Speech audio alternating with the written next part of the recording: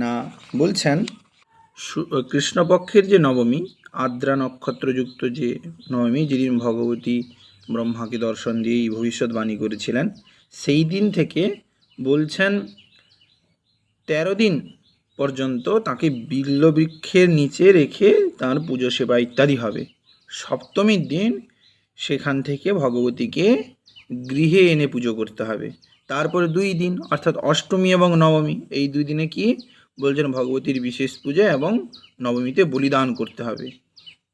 এবং বলছেন জাগরণাদির দ্বারা আমার পূজা করবে, অর্থাৎ ভগবতীর সেবায় সবসময় নিযুক্ত থাকবে। আরও বলছেন যে বিশেষত অষ্টমীতে উপবাস করে নবমীতে বলিদান দ্বারা মহাভক্তি সহকারে আমার পূজা করবে। কোটি যোগিনী পূজাও এই 2 দিনই কর্তব্য, অর্থাৎ অষ্টমী নবমী আমরা পুজোর যে ব্যবস্থা সেখানে পাই যে এই 2 দিন এই কোটি